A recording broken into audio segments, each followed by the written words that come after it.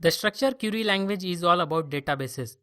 Therefore, we must first understand what a database is. The database is a structured set of information or data organized in such a way that a computer program can quickly access, manage, and update it. In other words, a database is a collection of one or more tables, and the tables contain data rows or data records. Imagine database with an example of a refrigerator. The refrigerator is a database. The various compartments in the refrigerator are tables, and the vegetables, food, and beverages stored inside refrigerator compartments are the data. To interact with any database, first, the user must have an appropriate privileges to access the database.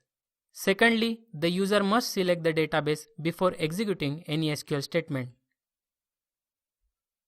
The SQL statement to display an existing database is show databases.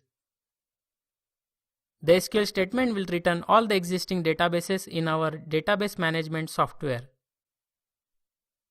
The SQL statement to create a new database is create database school, where school is the new database name.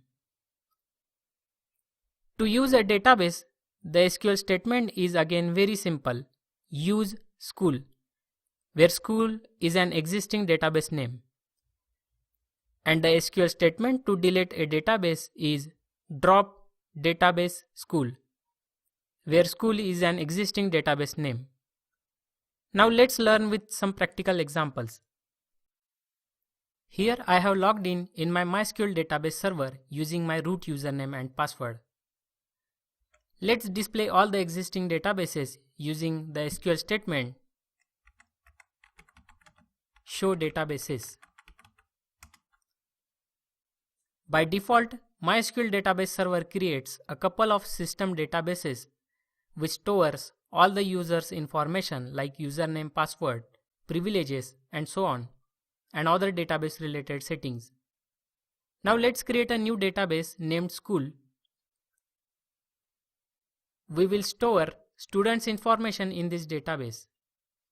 Please note, to create a new database, the logged in user must have database definition language privilege, that is, the privilege to create, select, alter, and drop the database. We will learn about data definition language in next couple of lectures. The SQL statement to create a new database is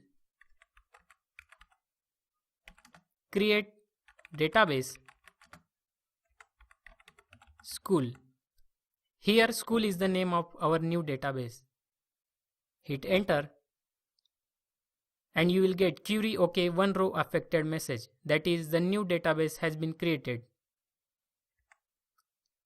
Now enter show databases SQL statement again, and you can see the new database school is created. To use the newly created database, we will have to select it, and the SQL statement to use the database is use school. You will get the database change message. At the moment, our database is empty. There are no tables or data rows inside the new database. We will create and populate the table with the data in next lecture. In this lecture, we will use and display the data from another database.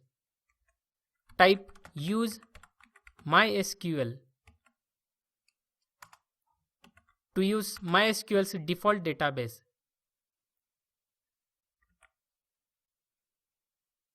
Now enter the SQL statement select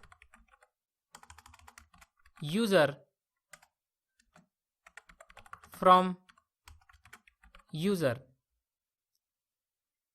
This query will return all the usernames that exist in the user table of MySQL database. Notice the username admin we created in previous section. Finally, let's remove the newly created database. And the SQL statement to delete a database is drop database school. Here school is the name of our database. We will get query OK, 0 rows affected message, that is our database is removed. Now again type show databases SQL statement to display the list of all the existing databases. And you can see the school database is gone. In this lecture we learn how to create and use and drop the database. We will explore more database related SQL statements later section of this course.